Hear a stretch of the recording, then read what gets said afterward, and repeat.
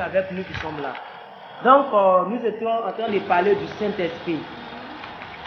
Et je vais faire un peu de rappel rapidement et puis on va parler aujourd'hui de la suite. On a dit que le Saint-Esprit est Dieu. Ça, c'est ce que tu dois retenir. C'est ce que vous devez retenir. Le Saint-Esprit est Dieu. Et ils ont spécifié, vous dites dans la Bible que le Saint-Esprit est la troisième personne de la Trinité. Tu vois, non? Voilà. Mais le Saint-Esprit est Dieu. Donc, j'avais dit la fois dernière que on peut prier le Saint-Esprit de la même manière qu'on prie Jésus. Tu vois, non? Donc, tu peux prier le Saint-Esprit sans mention de Dieu, sans mention de Jésus. C'est comme si tu pries Dieu, parce que le Saint-Esprit est Dieu.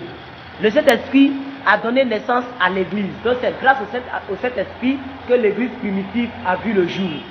Parce que la Bible dit que lorsque les 120 apôtres étaient rassemblés dans la chambre haute le jour de la Pentecôte, ils ont prié et le Saint-Esprit est tombé sur eux. Et ils ont commencé à parler en d'autres langues. C'est là même qu'on a parlé des dons, on a parlé quoi, du parler à langue. Voilà, du parler à langue. Amen. Donc l'Église fut née dans la puissance. Et la vie des chrétiens est une vie surnaturelle. Donc normalement, nous ne vivons plus la vie ordinaire, nous vivons la vie surnaturelle. Amen. Nous avions dit ça. Et nous avons dit aussi que le Saint-Esprit est Dieu lui-même. Le Saint-Esprit est Dieu lui-même. Et le Saint-Esprit, j'insiste, est la troisième personne de la Trinité. Amen. Donc nous avons vu ça aussi, qui est le Saint-Esprit. Et la fois dernière, nous avions donné les tâches du Saint-Esprit. C'est-à-dire quoi? Ce que le Saint-Esprit fait dans la vie du chrétien. Jésus a dit, je m'en vais, mais je vous enverrai un consolateur, un libérateur. Donc le Saint-Esprit, le Saint-Esprit permet de consoler et permet de libérer. Mais là j'insiste là-dessus, maman, lorsqu'on dit consolation, ça ne veut pas dire que tu vas rester dans les pleurs et lui, il va venir te consoler. Man of God, pardon, il faut venir me répondre. Quelqu'un m'appelle au téléphone là. Ouais, là, parce qu'il faut qu'on explique ça bien. Quand on dit le Saint-Esprit est la consolation, ça ne veut pas dire que le Saint-Esprit va passer son temps à te consoler dans tes pleurs. Non. Quand on dit le Saint-Esprit est la consolation, ou bien il est le consolateur, ça veut dire qu'il vient apporter quelque chose qui n'était pas dans ta vie. Donc ça veut dire quoi? Si tu vivais une vie de maladie, quand tu as la vie divine de Dieu qui est produite par le Saint-Esprit, tu ne tombes plus malade. Donc la consolation, c'est la guérison divine que tu as. Amen. Ça ne veut pas dire que tu dois pleurer. C'est pour ça les gens d'à côté, les religieux, quand tu pleures, quand tu es malade, on dit, oh, que Dieu te soutienne dans ta maladie. Oh, ma soeur Yako, tu sais, tout ce que Dieu fait est bon. Peut-être que Dieu te punit par rapport à la maladie. Il y a d'autres qui disent que Dieu prend la maladie pour punir ses enfants. Ça, c'est faux. Donc, quand on dit le Saint-Esprit est le consolateur, ça ne veut pas dire qu'on doit pleurer et le Saint-Esprit va venir essuyer notre larme seulement. Non. Il vient pour apporter une solution définitive dans nos vies. Alléluia. Et ça aussi, nous avons dit. Nous avons dit que le Saint-Esprit est l'ange gardien de Dieu. C'est-à-dire quoi? C'est l'ange, c'est la présence de Dieu. Le Saint-Esprit est la présence de Dieu. Donc on dit quoi? On dit, il est l'ange de la présence de Dieu. Voilà. On peut voir ça dans le livre d'Ésaïe 63, verset 9. Le Saint-Esprit est l'ange de la présence de Dieu. Donc pour sentir la présence de Dieu, il faut appeler le Saint-Esprit. Il faut inviter le Saint-Esprit. Alléluia. Et on avait dit aussi que ça, ce sont des rappels. Donc les tâches et les missions du Saint-Esprit, selon Jean 14, verset 16, la Bible caractérise le Saint-Esprit comme étant un consolateur. Amen. On peut voir ça dans 2 Corinthiens 1 à 3. Le Saint-Esprit est aussi un conseiller. Ça veut dire que tu veux faire quelque chose. Tu peux appeler le Saint-Esprit pour qu'il te conseille, il t'oriente, il te dirige. Tu vois un peu. Donc le Saint-Esprit est aussi notre conseiller. On peut voir ça dans le livre d'Ésaïe 11, verset 2, ou bien Romains 8, verset 16. Le Saint-Esprit aussi est notre aide. Il vient nous aider. Alléluia. Lorsque tu vois que ta vie chrétienne commence à vaciller, tu vois que tu n'arrives plus à prier, tu appelles le Saint-Esprit pour qu'il vienne te réconforter, pour qu'il vienne t'aider. Donc le Saint-Esprit est notre aide. On peut voir dans Romains 8, verset 26 à 28. Le Saint-Esprit est celui qui fortifie. Philippiens 4, 13. Le Saint-Esprit est notre intercesseur. La Bible dit que l'Esprit rend témoignage à notre esprit que nous sommes enfants de Dieu. Donc le Saint-Esprit vient intercéder auprès de Dieu pour nous. Romains 8, 26. Le Saint-Esprit aussi est notre enseignant. Nous avons parlé de ça. 1 Corinthiens 2, 9 à 11. Le Saint-Esprit est l'Esprit qui révèle. Amen. Donc tu peux prier, le Saint-Esprit peut te révéler quelque chose sur ton mari. Pour dire que, par exemple, tu peux prier et dans le songe, le Saint-Esprit te révèle comme s'il y avait un véhicule qui devait cogner ton mari. Ou bien, tu vois, non? Donc il peut te révéler quelque chose qui devrait arriver. Et toi, tu prends position dans la prière pour prier pour ton mari. Amen. Donc voilà un peu ce que nous avions parlé. Et ici, on avait dit aussi comment recevoir le Saint-Esprit. J'avais dit qu'on reçoit le Saint-Esprit par la foi. On n'est pas obligé de sentir que le Saint-Esprit est là. Mais on croit que le Saint-Esprit est là. Alléluia. C'est pas qu'on va faire. Ah, non, c'est pas ça seulement. Alléluia. Quand tu viens dans la présence de Dieu, la Bible dit là où 2 ou 3 sont assemblés en son nom, il est présent. Donc si on est déjà 2 et 3, on a la ferme conviction que le Saint-Esprit est là. Amen. C'est ça. Ça veut dire même si on ne le sent pas haut, même si notre paume ne chauffe pas haut, même si notre plante de pied ne chauffe pas, le Saint-Esprit est là. Alléluia. Donc on reçoit le Saint-Esprit par la foi. Amen. On a dit aussi que on doit être rempli du Saint-Esprit. On reçoit le Saint-Esprit une seule fois dans la vie. Dès que tu es né de nouveau, tu as prononcé la prière de la nouvelle naissance. Où on dit, cher Père, je te demande pardon pour mes péchés. Je reconnais que tu es mort et tu es ressuscité. Je t'accepte comme Seigneur sauveur de ma vie. Viens régner sur ma vie à jamais. Quand tu finis cette prière, la Bible dit que tu es enfant de Dieu. Alléluia. La Bible dit, si tu confesses de ta bouche et si tu crois dans ton cœur que Jésus est mort, ressuscité, alors tu es enfant de Dieu. Donc on n'est pas enfant de Dieu lorsqu'on est baptisé dans l'eau. Non, on est enfant de Dieu lorsqu'on confesse et qu'on croit. Là on est d'accord. Maintenant on reçoit le Saint-Esprit une seule fois. Mais comment être rempli du Saint-Esprit? Nous avions dit que c'est un processus. Alléluia. C'est un processus. Au fur et à mesure que tu grandis avec lui, tu grandis avec lui. C'est comme un enfant qui naît. Quand il est né, il boit baka. Arrivé à ce moment, il peut manger les os. Au fur et à mesure qu'il grandit. Amen. C'est la même chose que le Saint-Esprit travaille avec nous. Alléluia. Et nous avions dit que la marque première et principale et primordiale qui prouve qu'on a reçu le Saint-Esprit, c'est le parler à langue. Et nous avions insisté sur le parler à langue. Et je vous avais invité à ce qu'on parle en langue.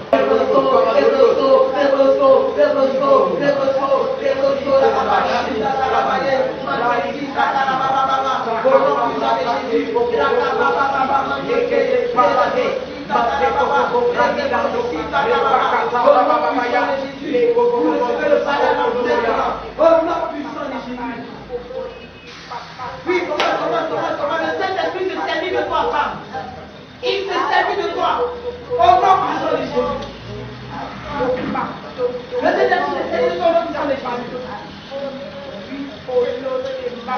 Tu reçois la présence du Saint-Esprit.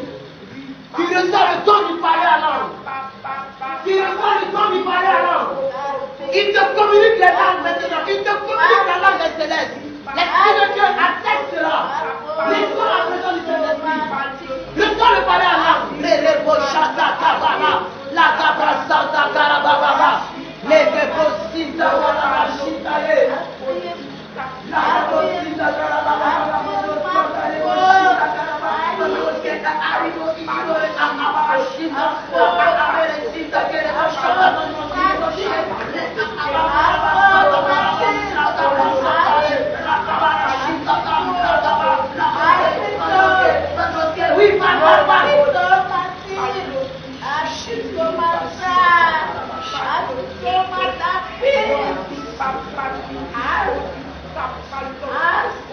Je vais faire un rappel pour que notre esprit soit bien disposé parce qu'on va voir les dons du ministère. Amen.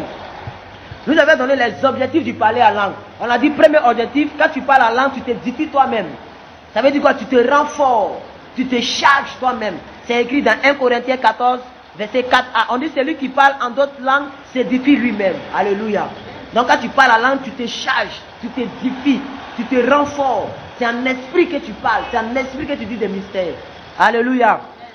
Et le deuxième point, on a dit aussi que les objectifs du parler à langue, ça permet de bâtir ta foi. Quand tu parles la langue, tu vois que ta foi commence à grandir.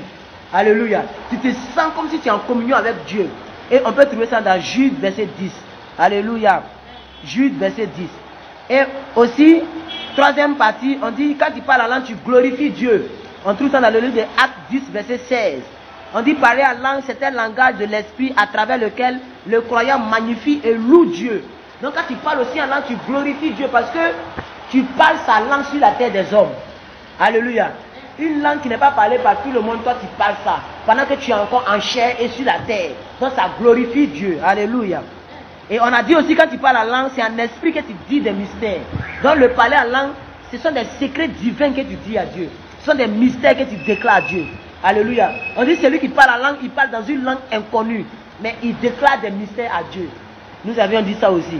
Et nous avons dit aussi, cinquième objectif, que le parler en langue, c'est le signe que tu es vraiment enfant de Dieu. Que tu es vraiment croyant. Que tu as reçu le Saint-Esprit. Que tu es né de nouveau. C'est le signe que tu es enfant de Dieu. Alléluia. Et la dernière partie, sixième objectif, on dit quand tu parles en langue, tu mobilises tes anges. Parce que chaque enfant de Dieu a son ange. Alléluia. Toi, tu as tes anges, moi j'ai mes anges. Alléluia. Quand tu parles en langue, tu mobilises. Ça veut dire que tu envoies tes anges en mission. Tes anges sont mobilisés. Alléluia. Donc quand tu pries pour le mariage, tu sais dans ton esprit que tu pries pour le mariage. L'apôtre Paul a dit, je prierai en intelligence et je prierai en esprit. En intelligence, c'est notre langue qu'on connaît sur la terre. En esprit, c'est le parler en langue. Donc un exemple de prière en parler en langue, c'est pas forcément que tout soit en langue, non. Tu dois toi-même diriger ton âme. Parce que c'est ton âme qui est le siège des émotions. Donc ton âme doit te suivre dans ta prière. Et maintenant tu pries en esprit. Donc quand tu pries pour le mariage, tu peux dire par exemple, au nom de Jésus, je concrétise mon mariage. Et maintenant tout le reste tu parles en langue.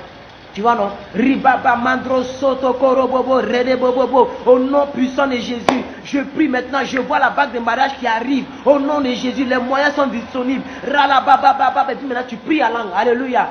Donc l'apôtre dit tu pries en esprit et tu pries en langue. Alléluia. On peut voir ça dans 1 Corinthiens 13 verset 1, Psaume 103 verset 20. Alléluia. Aujourd'hui nous allons voir les dons du ministère. Alléluia. Le ministère, les dons du ministère, c'est très important, maman. Alléluia. Et nous tous, nous devons vraiment comprendre ça. Les dons du ministère. Alléluia.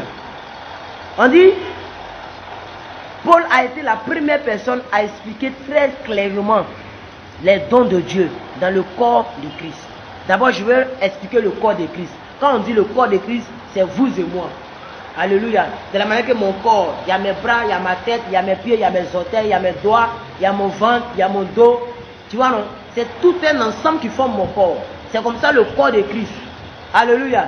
C'est pourquoi nous disons en classe en bâti que si tu as vraiment reçu le Saint-Esprit, tu as vraiment reçu la vie de Dieu, comment tu peux tomber malade? Parce que c'est la même vie qui coule dans tes orteils, qui coule dans tes doigts, c'est le même sang qui circule. Et la Bible dit que nous sommes le corps de Christ. Nous sommes les membres du corps de Christ. Alléluia. C'est exactement ça. Par exemple, moi, je dirige. Et toi, souvent, tu prends le panier et tu prends les offrandes. Il y a d'autres aussi qui gèrent les appareils. Il y a un qui joue batterie. Ça, c'est le corps de Christ qui travaille. Alléluia. C'est ça qu'on appelle le corps de Christ. Et la Bible dit, Jésus a dit, vous êtes, moi je suis le cep, vous êtes les sarments. Ça veut dire quoi? Moi je suis la branche et la tige et vous êtes des branches. Regarde un manguier. Les branches du manguier reçoivent la même vie que la tige, non? C'est même chose comme Dieu et nous. Donc si tu as reçu le Seigneur Jésus-Christ et tu as reçu la vie divine, tu ne dois plus tomber malade. Donc le pasteur Christ nous a enseigné que c'est mauvais de tomber malade. Et le pasteur Sandra nous a dit, quand tu as mal à la tête, il ne faut pas dire que j'ai mal de tête, il faut dire je sens le mal de tête. Parce que tu n'es pas supposé avoir mal de tête. Tu n'es pas supposé avoir sida. Alléluia. Et le chrétien ne tombe pas malade. Gloire à Dieu. Donc on dit ici que l'apôtre Paul est la première personne qui nous explique les dons du ministère dans le corps de Christ. Et c'est le corps de Christ que je viens d'expliquer. Et l'apôtre Paul a dit, mais à chacun de nous, la grâce nous a été donnée selon la mesure du don de Christ. Je reprends, mais à chacun de nous, la grâce nous a été donnée selon la mesure du corps du don de Christ. Ça veut dire quoi? Chacun a son don spécifique. On fait ça dans Éphésiens 4, verset 7. Chacun a son don spécifique. Donc le don de l'autre, ce n'est pas forcément mon don. Dans le leader que nous, Roland peut avoir un don de guérison. Et moi, je peux avoir un don de prédication. Alléluia. On n'a pas les mêmes dons. Mais on travaille pour le même ministère. Voilà pourquoi on dit les dons du ministère. Il n'a pas dit les dons des ministères. C'est un seul ministère, mais où il y a plusieurs dons. Alléluia. Cela montre que pour tout chrétien, la grâce lui a été donnée pour œuvrer dans le ministère de Jésus-Christ. Pour tout chrétien, la grâce lui a été donnée. Ça veut dire chacun a déjà une grâce pour servir dans la maison de Dieu. Alléluia. Donc on n'est pas de nouveau pour venir s'asseoir, écouter seulement les autres prêcher. On est de nouveau pour venir apprendre des autres, pour qu'un jour toi aussi tu prêches aux autres. Alléluia. Donc un jour toi aussi tu peux enseigner les bases, comment dirais-je, l'étude biblique à d'autres membres de l'église ici. Alléluia. Parce que toi aussi tu as été enseigné, tu peux aussi enseigner aux autres. Jésus dit, mon Père m'a envoyé, à mon tour je vous envoie. Alléluia. Et c'est même chose. Donc voilà pourquoi c'est important de comprendre que chaque chrétien a reçu la grâce de servir Dieu. Alléluia. Paul est allé plus loin pour dire, c'est pourquoi il a dit, étant monté en haut, il a amené des captifs, il a fait des dons aux hommes, et il a donné les uns comme apôtres, les autres comme prophètes, les autres comme évangélistes, les autres comme pasteurs, les autres comme docteurs, et pour le perfectionnement des saints, en vue de l'œuvre du ministère et de l'édification du corps de Christ. C'est-à-dire l'apôtre Paul en Éphésiens 4, verset 8, il a commencé à décortiquer pourquoi le don du ministère est important. Et en décortiquant, il a commencé à citer les 5 dons du ministère. Donc les 5 dons du ministère sont les suivants. On a les apôtres, on a les prophètes, on a les évangélistes, on a les pasteurs et on a les docteurs. Mais pourquoi tous ces 5 ministères, tous ces 5 dons du ministère, c'est pour le perfectionnement des saints. Ça veut dire que ça nous permet de nous perfectionner. Ça nous permet d'être encore plus forts, plus grands. Alléluia. Ça nous permet de devenir des ios et non des népios. Quand tu es bébé spirituel, en hébreu, on appelle ça népios. Mais maman Sandra vient prêcher tous les dimanches pour que nous puissions être des ios, c'est-à-dire des géants dans l'esprit. Tu vois, non? Voilà pourquoi les dons du ministère sont là. Éphésiens 4, verset 8. Paul montre à partir de l'écriture ci-dessus que Dieu a un plan d'ensemble pour l'église. Alléluia.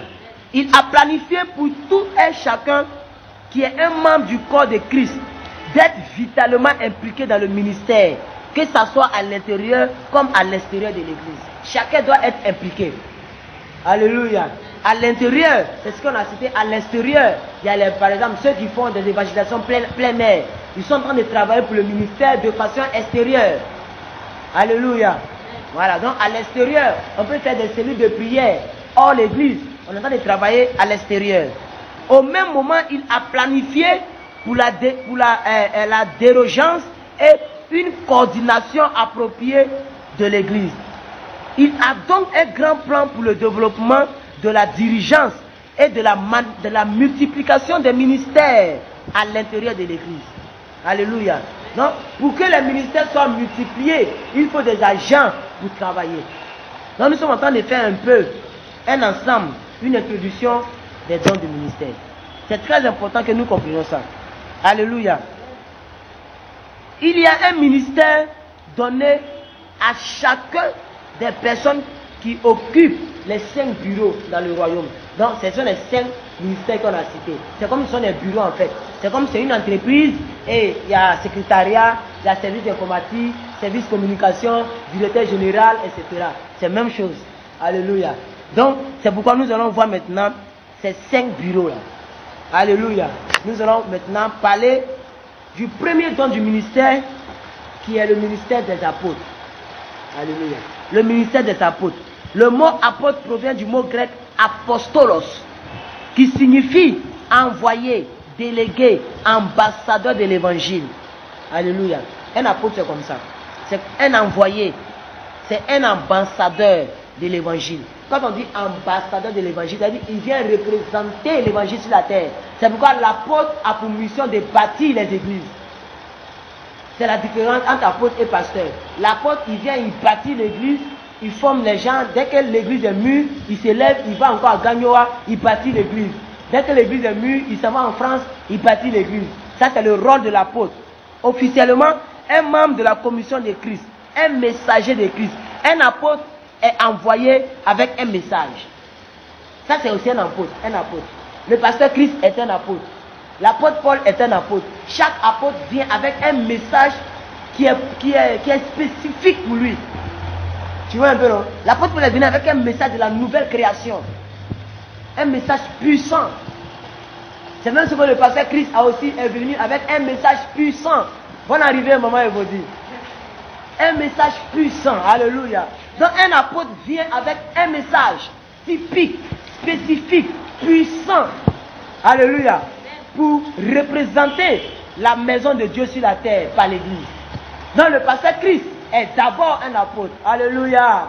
Notre pasteur, c'est un apôtre. Regarde son message. Maman a dit ici un mercredi que l'exceptionnalité, la deuxième partie de l'exceptionnalité, c'est que nous avons des idées supérieures. Nous avons un message supérieur. Alléluia. Les pasteurs viennent payer la rhapsodie pour aller étudier. Alléluia. Les petits livres qui sortent chaque mois là, les pasteurs viennent payer ça. Et c'est ça qu'ils prennent pour prêcher dans les églises. Alléluia. Ils se cachent pour prêcher le message du pasteur Christ. Le pasteur Christ est le seul pasteur qui ne fait pas école biblique que les autres. Non, lui il ne fait pas école biblique. Alléluia. Lui il fait école du ministère. Et quand il fait école du ministère, s'il dit un jour il y a école du ministère, comme plus de milliers de pasteurs qui dans des pays pour venir assister. Alléluia. Parce qu'ils connaissent le message avec lequel Dieu l'a envoyé sur la terre. C'est ça un apôtre. Donc un apôtre vient avec un message. Alléluia. Et ce message fait qu'il est singularisé. Alléluia. Regardez le message de l'apôtre Paul, c'est fort, c'est fort. C'est l'apôtre Paul qui dit, ne savez pas que votre corps est le temple du Saint-Esprit. C'est lui qui est venu avec ce genre de message.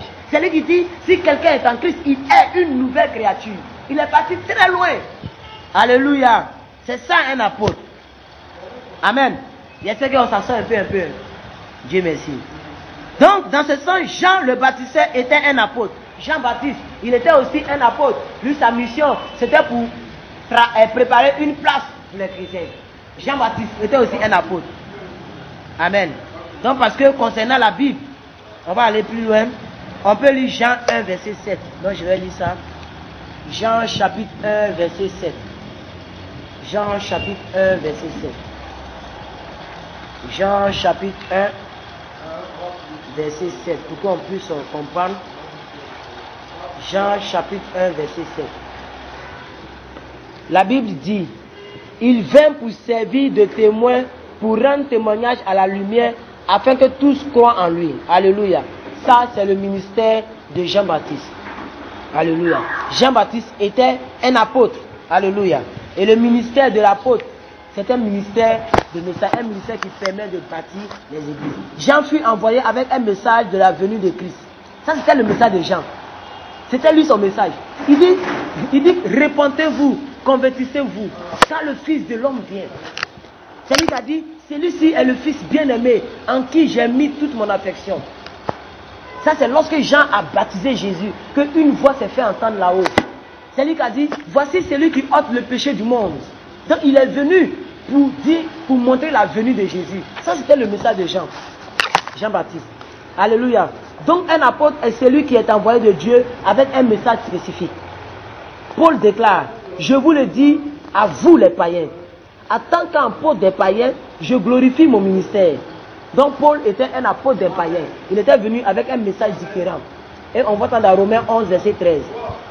Paul était un apôtre des païens. Alléluia. On dit, selon Paul, les signes, les prodiges et les puissances œuvres accompagnent le ministère d'un apôtre. Ça veut dire un apôtre est toujours accompagné par des prodiges. Donc un apôtre doit faire des miracles. Un apôtre doit faire des prodiges. Ça, c'est les signes de l'apôtre. Alléluia. Et il a dit, les œuvres de mon apostolat ont éclaté au milieu de vous par la patience à toute épreuve, par des signes, par des prodiges et par des miracles. On voit ça dans 2 Corinthiens 12, verset 12. Alléluia. Paul nous fait savoir que la lumière, la première église bâtit la fondation des apôtres et des prophètes. On voit ça dans Éphésiens 2, verset 20. 1 Corinthiens 3, 10.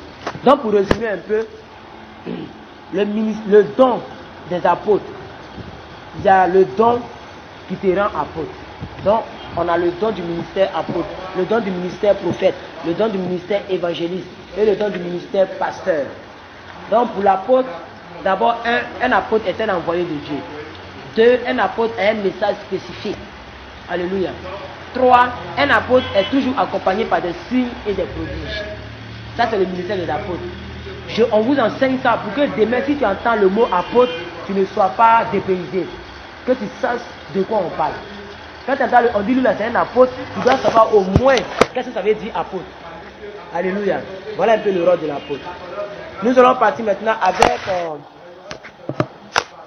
le prophète. Amen. Le prophète. On dit le mot prophète, ceci dérive du mot grec prophète. Donc le mot prophète, ça vient du mot grec prophète. Prophète veut dire prophète en grec. Cela signifie une personne qui prédit. Donc un prophète, c'est celui qui prédit. Une personne qui prédit, c'est une personne qui dit quelque chose qui doit arriver. Voilà. C'est ça on dit qui prédit. Alléluia. Donc c'est une personne qui prédit, une personne qui donne une parole qui est inspirée de Dieu. Ça c'est un prophète. Un prophète déclare la parole inspirée de Dieu. Il déclare la pensée de Dieu.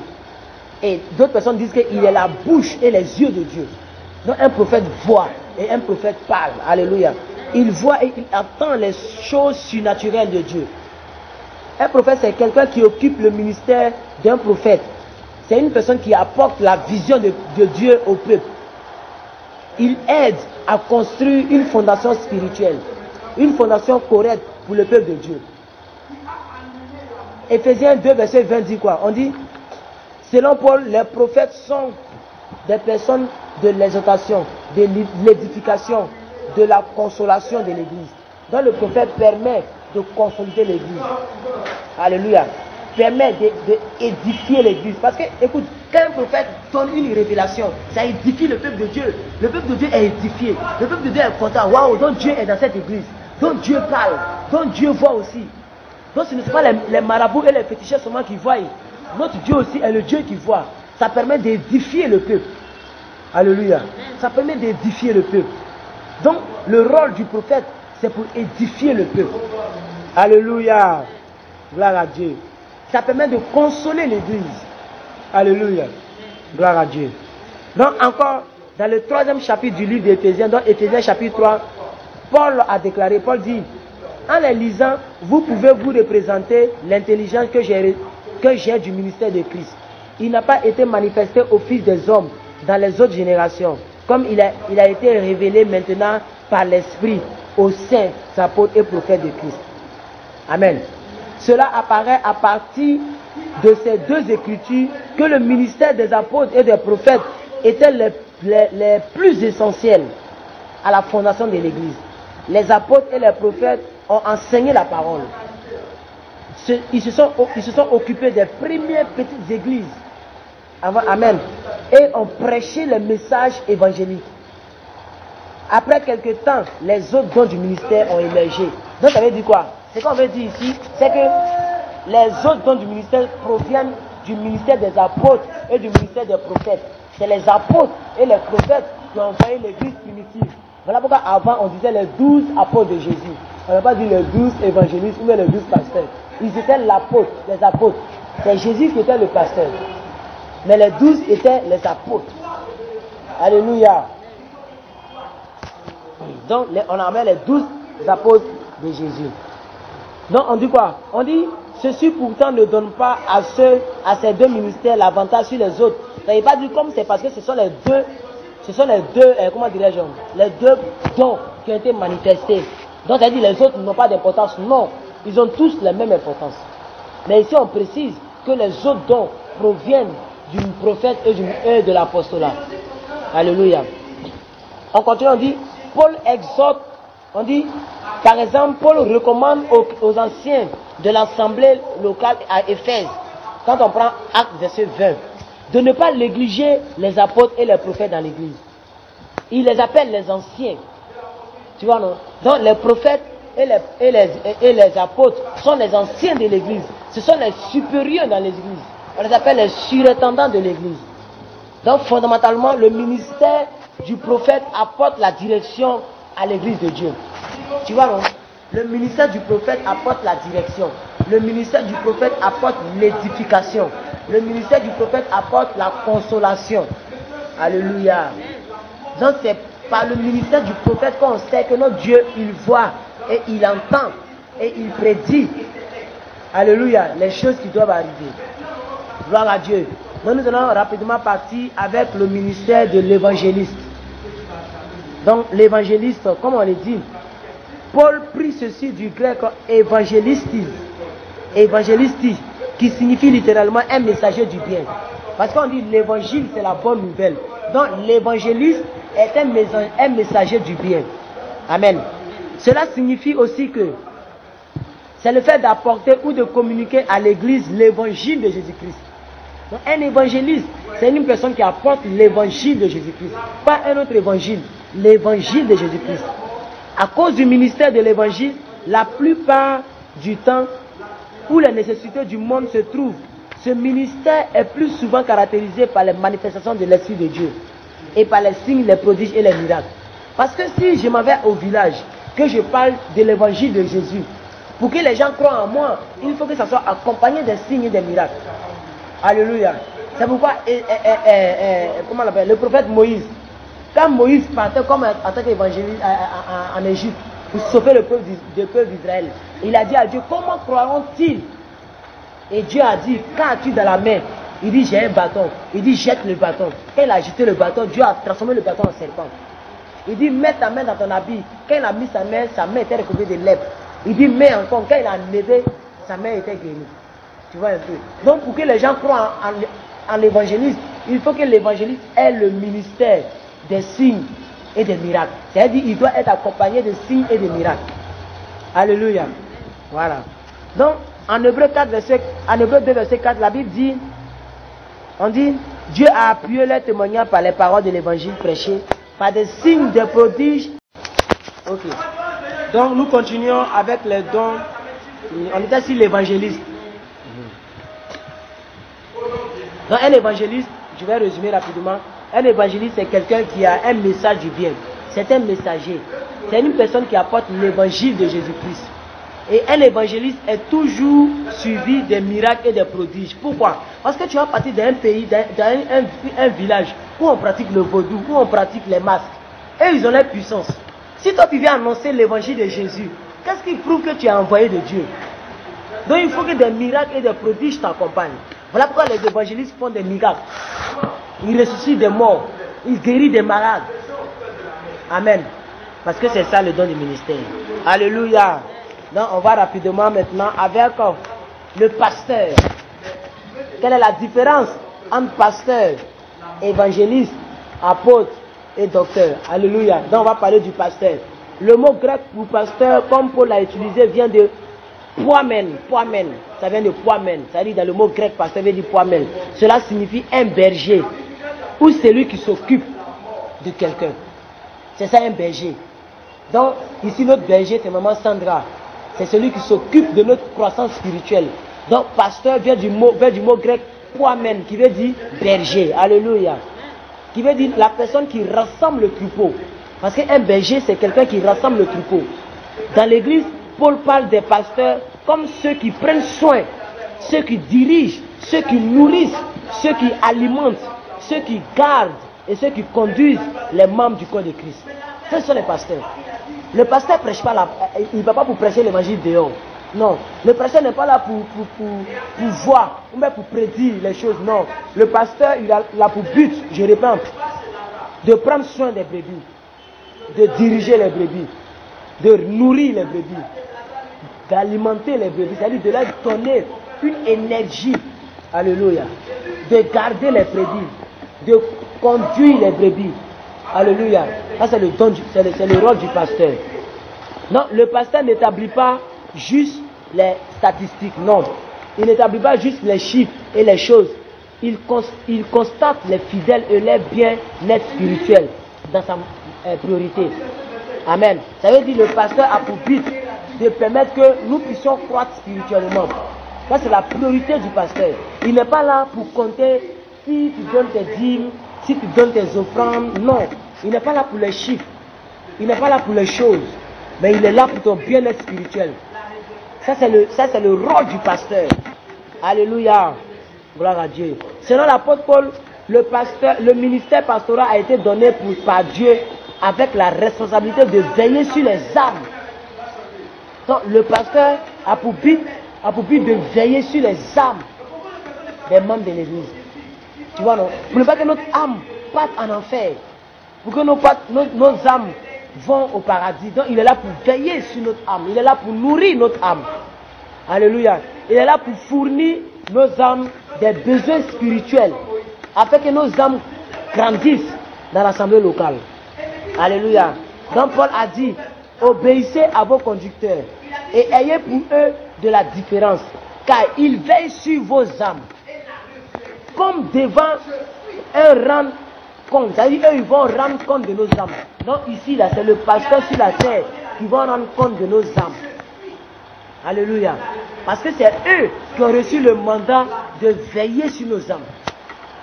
Donc le pasteur Sandra a pour mandat de veiller sur nos âmes. Elle a pour mandat de nous nourrir. Elle a pour mandat de nous diriger. Alléluia. Ça c'est le rôle du pasteur. Donc l'apôtre dit en Hébreux 13, verset 14, obéissez à vos pasteurs, obéissez à vos conducteurs, car ils suivaient vos âmes. Alléluia. Maintenant, on va avec le docteur, le dernier. Le docteur, d'abord, c'est un enseignant. Amen.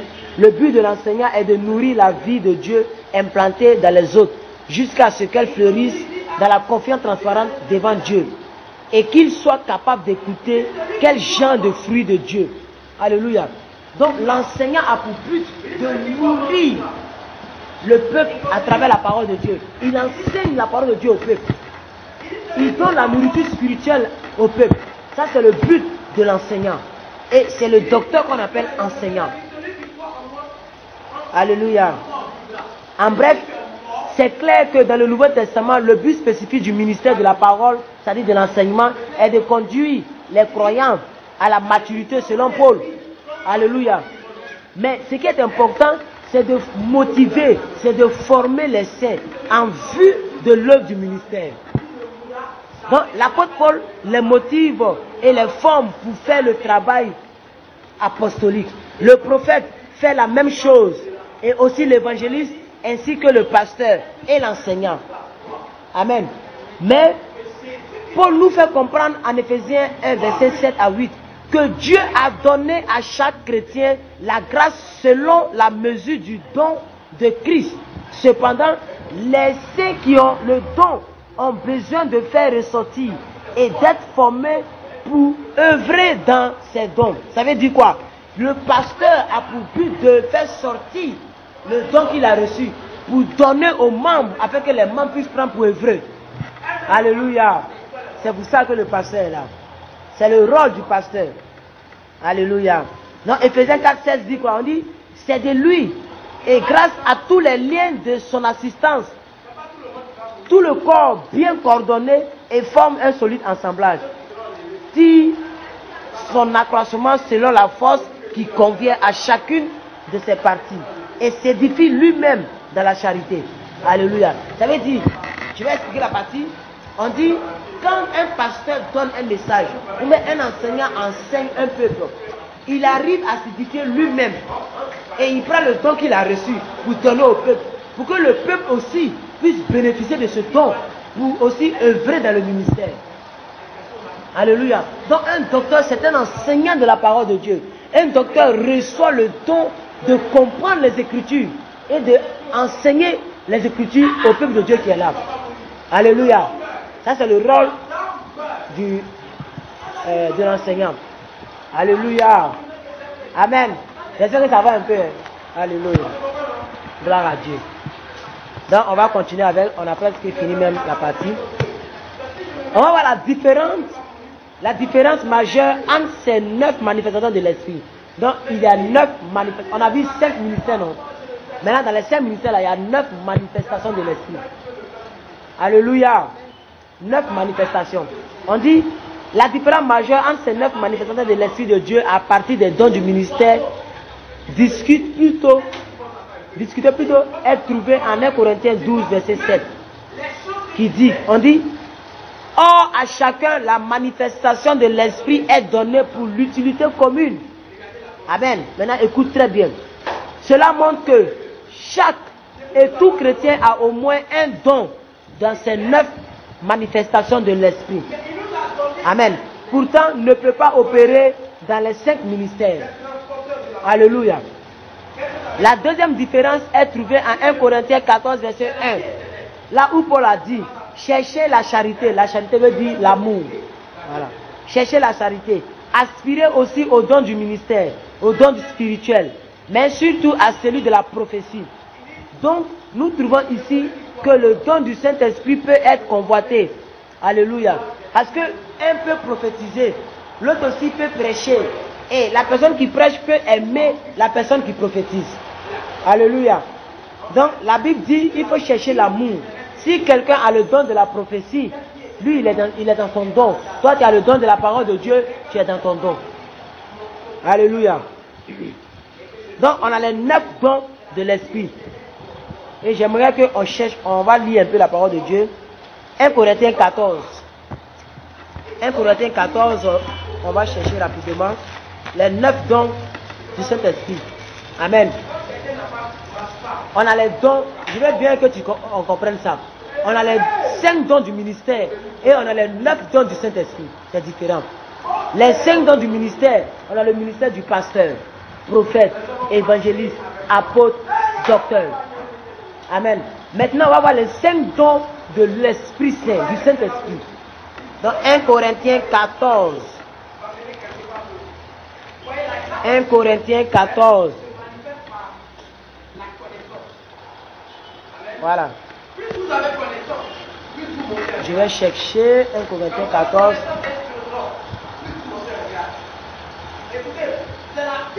On dit, voilà, on dit, recherchez l'amour, aspirez aussi aux dons spirituels, mais surtout à celui de prophétie. En effet, celui qui parle en langue ne parle pas aux hommes, mais à Dieu, car personne ne le comprend. Et c'est en esprit qu'il dit des mystères. Celui qui prophétise, au contraire, parle aux hommes. Il les édifie, il les exhorte et il les console. Alléluia. Donc là, on a d'abord la prophétie. Celui qui parle en langue s'édifie lui-même. Celui qui prophétise édifie l'église. Maintenant, il dit quoi? Il dit, je désire que vous parlez tous en langue, mais encore plus vous prophétisiez. Celui qui prophétise est plus grand que celui qui parle en langue, à moins que ce dernier n'interprète pour que l'église en reçoive de l'édification. Alléluia. Maintenant, on va chercher encore. Je suis en train de chercher les dons du ministère que je ne trouve pas. Excuse-moi.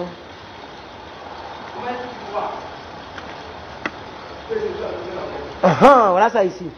Les dons du ministère. On va se terminer les 9 dons. On dit, or à chacun, ça se trouve dans 1 Corinthiens 12, à partir du verset 7. Or à chacun, la manifestation de l'esprit est donnée pour l'utilité commune. En effet, l'un est donné par l'esprit de la parole de sagesse. Donc on a la parole de sagesse. Ça c'est un. À un autre, la parole de connaissance. On a la parole de connaissance. Selon le même esprit. À un autre, la foi. On a la foi. Ça aussi c'est un don du Saint-Esprit. Par le même esprit. À un autre, on a le don de guérison. Amen. À un autre, on a le don d'opérer des miracles. À un autre, on a la prophétie. À un autre, on a le discernement des esprits. À un autre, on a la diversité des langues. À un autre, on a l'interprétation des langues. Ça fait 9 dons. Donc, je vais réciter les 9 dons rapidement. On a la parole de sagesse. Alléluia. La parole de sagesse, c'est-à-dire la sagesse. Et les gens, quand ils parlent, ils ont la parole de sagesse. Tu vois, non? C'est-à-dire, quand ils parlent là, tu sens la sagesse. C'est une parole de sagesse. C'est différent de la parole de connaissance. La parole de connaissance, ça veut dire, je vais faire un exemple. Quelqu'un peut venir dire, Dieu me dit de te dire que dans tel mois, tu vas avoir tel succès. Ça, c'est la parole de connaissance. C'est différent de la prophétie. La prophétie, là, la personne dit, ainsi parle l'Éternel. Je suis l'Éternel, votre Dieu. Soyez disposés. Ça, c'est la prophétie. Mais la parole de connaissance, la personne reçoit la parole et la personne donne au peuple. Donc il dit, Dieu me dit de vous dire qu'en cette année, vous allez recevoir tant. Alléluia. Ça fait 2. Troisième, on a le don de guérison. le don des guérisons plutôt. C'est le don des guérisons, ça veut dire c'est plusieurs guérisons. Donc le don des guérisons. Là c'est quatrième, on a le don d'opérer des miracles. Des miracles et des prodiges. Amen. On a le don de la prophétie. On a le don du discernement des esprits. Ça veut dire, il y a un homme, il peut avoir un don, lui il discerne les esprits. Quand un esprit se manifeste, il sait que c'est un esprit de python. Il sait que c'est un esprit des eaux. Il sait que c'est un esprit de mort. Non, lui il a le don de discernement des esprits. Il sait que ça c'est le Saint-Esprit, ça c'est l'esprit diabolique. Amen. On a aussi la diversité des langues. Amen. Ça veut dire, il y a des gens qui parlent la langue et il peut interpréter en même temps. Donc il a la diversité des langues. Alléluia. On a aussi l'interprétation des langues. Donc on dit, un seul et même esprit opère toutes ces choses, les distribuant à chacun en particulier comme il veut. Donc les dons là, c'est le Saint-Esprit qui donne comme il veut. Il distribue à chacun comme il veut. On ne choisit pas pour dire, moi j'ai choisi prophétie, et puis l'autre moi j'ai choisi parole de connaissance. Non. C'est le Saint-Esprit qui distribue comme il veut. Il peut te donner 2 dons, 3 dons, 4 dons, 5 dons, même les 9 dons, comme un don. Alléluia. C'est un peu ça. Donc voici les 9 dons du ministère. Donc on dit quoi? Toutes ces manifestations de l'Esprit servent pour l'édification et pour le bien commun de l'Église. Alléluia. Mais Paul montre que la meilleure de ceci est le don de la prophétie. Alléluia. 1 Corinthiens 14, 3. Celui de la prophétie est au contraire, il dit quoi? Celui de la prophétie au contraire parle aux hommes, les édifie, les exhorte, les console. Alléluia. Gloire à Dieu. Au-dessus de tout, Dieu désire que son église soit bâtie. Et donc le don qui bâtit directement l'église devait être désiré au plus selon Paul. Donc ça veut dire quoi? Dieu désire que l'église soit bâtie. Pour que l'église soit bâtie, il faut les dons du ministère. C'est les dons du ministère qui permettent à l'église d'être bâtie. Alléluia. Gloire à Dieu. Donc, tout chrétien peut marcher dans la puissance du Saint-Esprit. Les dons spirituels là, c'est le Saint-Esprit qui donne ça. Hein. Voilà pourquoi c'est dans le cours du Saint-Esprit qu'on voit les dons spirituels. Alléluia. Les dons du ministère, c'est le Saint-Esprit qui donne. On a 5 dons du ministère, on a 9 dons du Saint-Esprit. Voilà la différence. 5 dons du ministère, 9 dons de l'Esprit. Les 5 dons du ministère, on a le pasteur, on a l'apôtre, on a le docteur, on a l'évangéliste et on a le prophète. Les 9 dons du ministère, on a le parler à langue, on a la foi, on a discernement des esprits, on a interprétation des langues, on a la parole de connaissance, la parole de sagesse, la prophétie, le parler à langue. Amen. On a tout ça. Gloire à Dieu. La Bible dit, dans Marc 16, verset 16 à 17, ces signes accompagneront ceux qui croient. Ils chasseront les démons, ils parleront de nouvelles langues, ils imposeront les mains aux malades et les malades seront guéris. S'ils boivent quelques breuvages mortels, cela ne leur fera aucun mal. Alléluia. Ça c'est pourquoi nous avons ces dons. On a ces dons-là pour guérir les malades, pour imposer les mains, pour parler de nouvelles langues, comme le parler à langue. Ça c'est les dons qui produisent cela. Donc en croyant, un individu se met lui-même dans la puissance du Saint-Esprit. 1 Pierre 1 verset 5 dit que nous sommes gardés par la puissance de Dieu à travers la foi. Non par les œuvres de notre Seigneur Jésus-Christ qui est mort et qui s'est donné lui-même pour nous. Alléluia. Mais c'est par la foi. Gloire à Dieu. On voit ça dans 2 Timothée 1 verset 7. Amen. Dieu nous a donné l'esprit de puissance. C'est la capacité dynamique de causer des changements. C'est la capacité qui permet de poser, d'emporter des changements, de causer les changements. Tu vois, non? De produire un changement. Alléluia. C'est la capacité que le Saint-Esprit nous donne. Donc nous pouvons tout faire à travers l'onction du Saint-Esprit que nous avons reçu. À travers le don du Saint-Esprit que nous avons reçu. Alléluia. Donc c'est pourquoi il est important d'avoir le Saint-Esprit. Parce que quand tu as le Saint-Esprit, tu as le don de l'Esprit, tu as le don du ministère. Donc quand tu as le Saint-Esprit, tu peux manifester les dons du Saint-Esprit. Ça veut dire que tu peux parler à langue, tu peux prier en d'autres langues, tu peux chasser les démons, tu peux imposer les mains aux malades et les malades seront guéris. Parce que Marc 16 dit, voici les miracles qui accompagneront ceux qui auront cru. Et tous ces bénéfices-là viennent dans nos vies lorsque nous recevons le Saint-Esprit. Non, c'est le Saint-Esprit qui produit en nous les dons du ministère. C'est le Saint-Esprit qui produit en nous les miracles. C'est le Saint-Esprit qui produit en nous l'audace d'être enfant de Dieu. C'est le Saint-Esprit qui fait que tu n'as pas honte de l'évangile. Alléluia. C'est le Saint-Esprit qui fait que tu as envie de venir toujours à l'église. Le Saint-Esprit bâtit ta foi. Il te donne les armes avec lesquelles tu vas combattre. Alléluia. Il te donne les armes. Le Saint-Esprit fait que tu peux parler en langue. Donc tu peux mobiliser tes anges.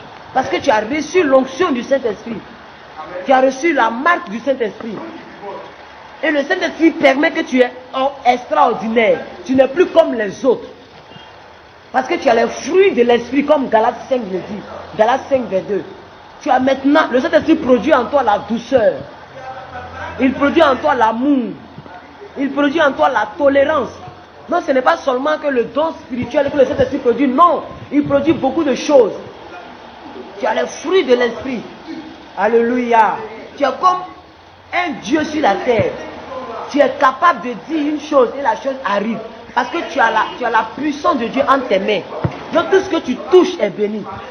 Toute parole que tu fais sortir de ta bouche est prise en compte dans le compte céleste. Alléluia. Quand tu as le Saint-Esprit, tu es différent des autres. Alléluia. Alléluia. Et partout où tu vas, ton étoile brille dans le royaume céleste. Ça veut dire, Dieu te suit partout parce que tu as son esprit. Tu représentes Dieu partout où tu vas. C'est pour ça que la Bible dit que nous sommes ambassadeurs de Dieu. Parce que nous avons la plénitude de Dieu en nous. Nous avons le Saint-Esprit en nous maintenant. C'est très important. C'est très important. Quand tu n'as pas le Saint-Esprit, tu n'es pas né de nouveau. Quand tu n'es pas né de nouveau, si Dieu ne te connaît pas. La Bible dit, je connais mes brebis et mes brebis me connaissent. Ils entendent ma voix, ils reconnaissent ma voix. Alléluia. Donc celui qui est de Dieu doit avoir l'esprit de Dieu. Si tu es du diable, automatiquement tu as l'esprit du diable. Si tu es de Dieu, tu as l'esprit de Dieu.